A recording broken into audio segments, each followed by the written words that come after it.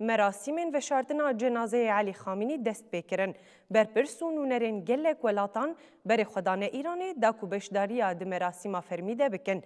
Di heman demê de jî ji piraniya bajar û bajarokên Îranê alîgirên şoreşa İslamî ber bi Tehranê ve birêketin. Di heştê vê mehê de wê cenazeya Xamînî ber bi Iraqê ve bê veguhestin û wê li Necef û Kerbelayê bê gerandin piştre careke din wî vedgerînên Îranê û herî dawiyê di roja nehê mehê de li bajarê Meşhedê bi axê ve tê spartin.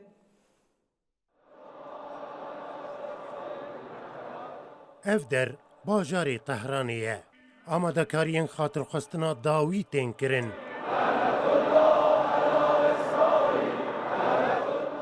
Ji tevahiya navçeyên Îranê bi milyonan kes berê xwe didin paytexta welatê xwe. Da beşdariyê di wan merasîmên girseyî de bikin ku berî veşartina cenazeyê rêberê bilendê Komara İslamî ya Îranê Elî Xamneyî bi hefteyekê hatine li darxistin.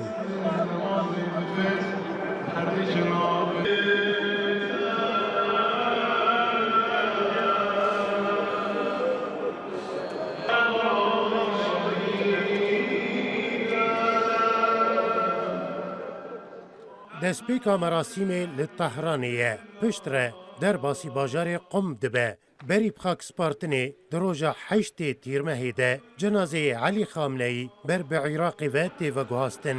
Li Necef û Kerbelayê tê gerandin. Herî dawiyê jî roja nehê tîrmehê li bajarê Meşhed ew bajarê Golwir ji dayîk bibû li wir tê veşartin.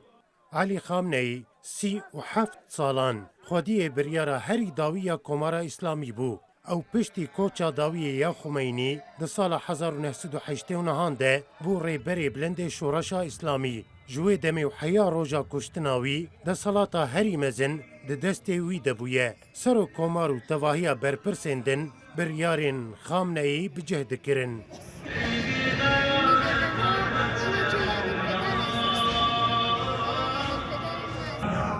Elî Xamneyî di yekem roja destpêkirina êrişên Amerîka û İsraîlê di 28 Sibatê de hate kuştin. Niha jî piştî derbasbûna zêdetirî 4 mehan bi ser kuştina wî de cenazeyê Elî Xamneyî bi merasîmeke berfireh û fermî tê veşartin. Kurê wî Muşteba cihê bavê xwe digire. Di êrişa 28 Sibatê de Muşteba jî bi giranî birîndar bibû. Ji wê rojê û heta niha Muşteba nehatiye dîtin. Lê tenê dengê wî hatibû belavkirin. Niha Amerîka û İran dan û standinan dikin. Êdî derî li ber lehevkirinê vebûye. Lê tevî navbeynkariya gelek welatan û imzekirina Trump û pizîşkiyan li ser kaxezeke lehevkirinê dîsan li Tehranê ew slogan bilind dibe. Goberî 47 salan hatibû bilindkirin. Alîgirên şoreşa İslamî dibêjin ew mirinê ji Amerîkayê re dixwazin.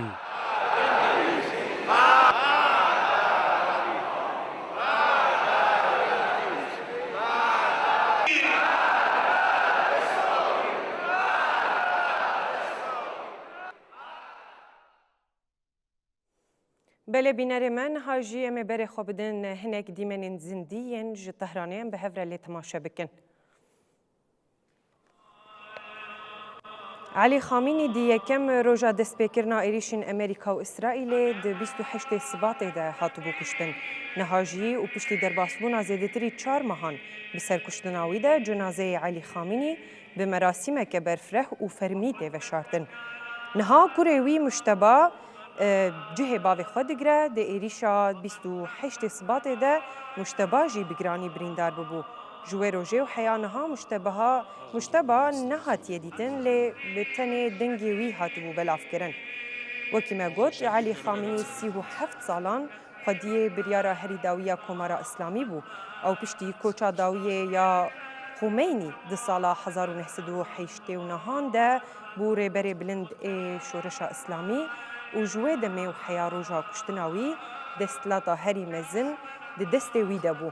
Serokkomar û tevahiya berpirsên din biryarên Xamînî bi cih dikirin.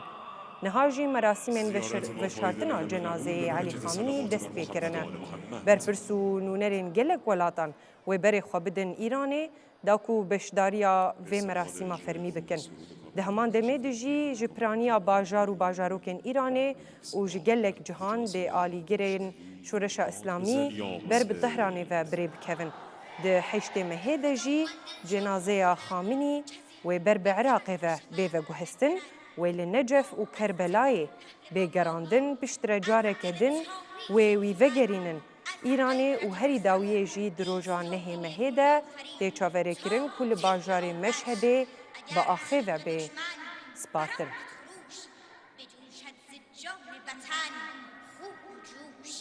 موت و آخرین قطره خون پای این خاک ایستاده ایم چو ایران نباشد تن من مباد به دین او بر زندگی تن مباد اگر سر به سر تن کشتن دهیم از آن به که کشور به دشمن دهیم دریغ است ایران که ویران شود کنام پلنگان و شیران شود اگر یاد باشد جهان آفرین به خون پدر خواهم از کو کین